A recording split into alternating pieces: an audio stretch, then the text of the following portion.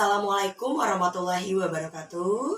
Bertemu lagi dengan saya Sari Fauzia, dan di sini saya telah kehadiran narasumber saya yang bernama Ibu Kaniri SPD.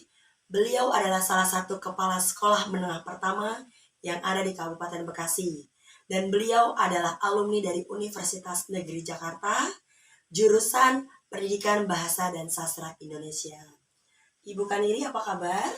Alhamdulillah sehat. Ya, terima kasih Ibu telah hadir dalam kegiatan wawancara saya pada pagi hari ini.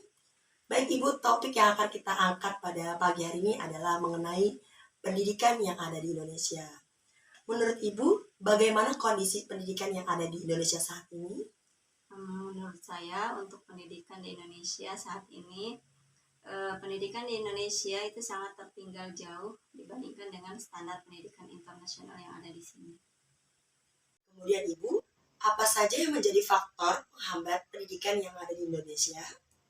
Faktor penghambat pendidikan di Indonesia mungkin yang pertama ya, yaitu kemauan untuk belajar. Dari siswanya secara langsung ya, jadi kemauan untuk belajar siswa itu ada yang rajin, ada yang malas-malas. Kemudian yang kedua itu adalah ekonomi. Mungkin di masyarakat, lingkungan masyarakat kita di sini, untuk ekonomi kita ada yang ekonominya ya mungkin tercukupi atau ada yang di bawah standar ekonomi. Jadi itu juga faktor, termasuk faktor. Yang terakhir adalah lingkungan yang buruk. Mungkin itu saja. Baik Ibu, menurut Ibu apakah pendidikan yang ada di Indonesia sudah berjalan dan berfungsi sebagaimana mestinya?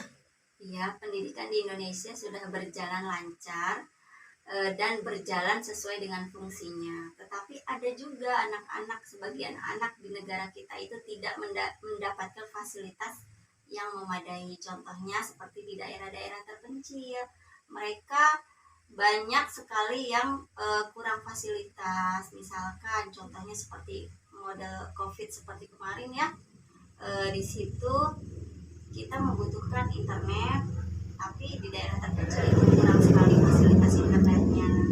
Kemudian juga ketika kelas 6 misalkan atau SMP itu melaksanakan ujian UNBK, ujian nasional berbasis komputer, di situ juga anak-anak juga kurang sekali fasilitasnya. Itu saja sih. Baik Ibu, gimana daerah terpencil yang merupakan salah satu contoh yang masih tertinggal dalam dunia pendidikan?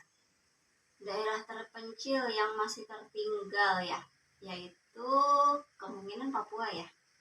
Karena Papua itu dibandingkan dengan daerah-daerah yang lain di Indonesia itu sangat tertinggal. Ya contohnya seperti di daerah Papua itu belum banyak PAUD yang ada di daerah Papua itu belum terlalu banyak. Itu saja mungkin. Baik Ibu, mungkin pertanyaan terakhir dari saya, siapa yang bertanggung jawab terhadap pendidikan yang ada di Indonesia? Yang bertanggung jawab terhadap pendidikan di Indonesia yaitu yang pertama pemerintah pusat ya. Selain pemerintah pusat juga pemerintah daerah. Kemudian selain itu juga ada orang tua, guru, karena mereka itu saling berkaitan demi kelancaran atau kemajuan pendidikan di Indonesia yang ada saat ini. Baik Ibu. Baik teman-teman semua, demikian wawancara saya dengan Ibu Kaniri. Terima kasih Ibu atas waktunya. Ya, sama-sama. Semoga informasi yang didapatkan dari Ibu Kaniri bermanfaat untuk kita semua.